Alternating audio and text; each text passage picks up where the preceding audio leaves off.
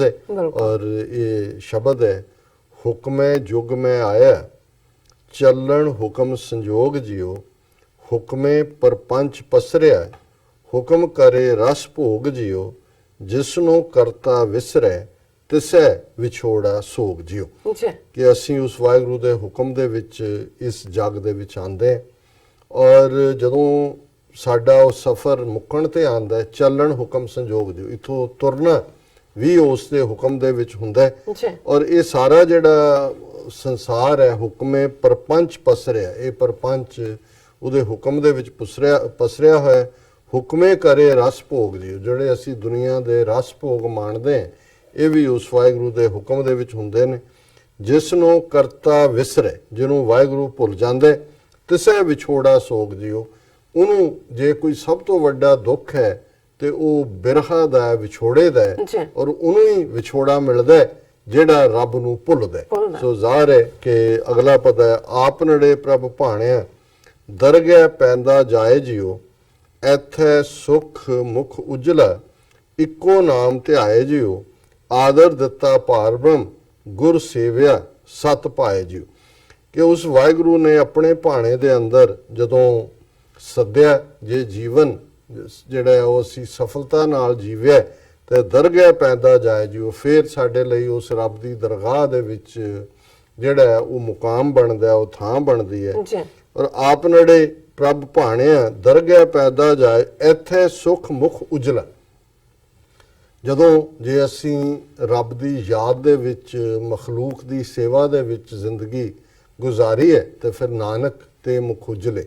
ਔਰ ਉਸੇ ਨੂੰ ਗੁਰੂ ਸਾਹਿਬ ਨੇ ਫਰਮਾਇਆ ਕਿ ਇੱਥੇ ਵੀ ਜਿਹੜਾ ਰੱਬ ਦੀ ਯਾਦ 'ਚ ਹੈ ਉਹ ਚੈਨ 'ਚ ਹੁੰਦਾ ਹੈ, ਟ੍ਰੈਂਕੁਇਲਿਟੀ 'ਚ ਹੁੰਦਾ ਹੈ, ਅਮਨ 'ਚ ਹੁੰਦਾ ਹੈ, ਉਸ ਨੂੰ ਕੋਈ ਖੋਹ ਮਾਈ ਨਹੀਂ ਲੱਗੀ ਹੁੰਦੀ, ਉਹ ਕੋਈ ਡਿਜ਼ਾਇਰਸ ਦੇ ਪਿੱਛੇ, ਇੱਛਾਵਾਂ ਦੇ ਪਿੱਛੇ, ਖਾਹਿਸ਼ਾਂ ਦੇ ਪਿੱਛੇ ਨਹੀਂ ਦੌੜ ਰਿਹਾ ਹੁੰਦਾ।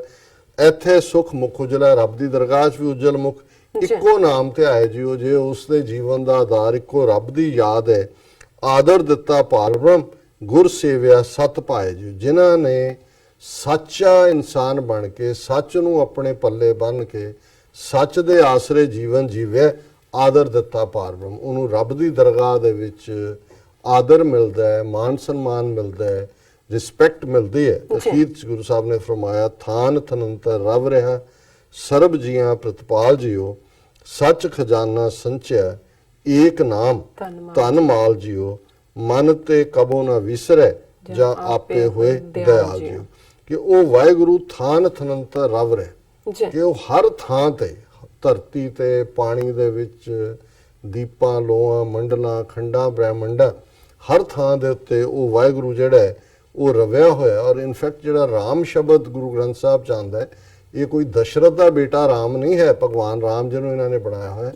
ਰਾਮ ਦਾ ਮਤਲਬ ਹੁੰਦਾ ਹੈ ਰਮਿਆ ਹੋਇਆ, ਓਮਨੀ ਪ੍ਰੈਜ਼ੈਂਟ, ਜਿਹੜਾ ਰੱਬ ਹਰ ਇੱਕ ਦੇ ਵਿੱਚ, ਇਨਸਾਨਾਂ ਦੇ ਵਿੱਚ, ਕੁਦਰਤ ਦੇ ਵਿੱਚ, ਦਰਖਤਾਂ ਦੇ ਵਿੱਚ, ਪਰਿੰਦਿਆਂ ਦੇ ਵਿੱਚ, ਚਰਿੰਦਿਆਂ ਦੇ ਵਿੱਚ, ਹਰ ਜੋ ਚਾਰ ਚੁਫੇਰ ਹੈ, ਜੋ ਜਿਹਨੂੰ ਸਭ ਗੋਬਿੰਦ ਹੈ, ਸਭ ਗੋਬਿੰਦ ਹੈ, ਗੋਬਿੰਦ ਬਿਨ ਨਹੀਂ ਕੋਈ।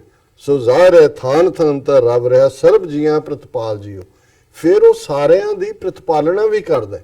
ਜਦੋਂ ਅਸੀਂ ਕਹਿੰਦੇ ਹਾਂ ਕਿ ਸਿਰ ਸਿਰ ਰਿਜਕ ਸੰਭਾਹੇ ਠਾਕੁਰ, ਕਾਹੇ ਮਨ ਭਉ ਕਰੇ, ਨਾਨਕ ਚਿੰਤਾ ਮਤ ਕਰੋ, ਚਿੰਤਾ ਤਿਸ ਹੀ ਹੈ, ਜਲ ਮੈਂ ਜੰਤ ਉਪਾਏ ਕੇ ਤਿਨਾ ਵੀ ਰੋਜ਼ੀ ਦੇ। ਹਰ ਇੱਕ ਦੀ ਰੋਜ਼ੀ ਉਸ ਰੱਬ ਨੇ ਰੱਖੀ ਹੋਈ ਹੈ।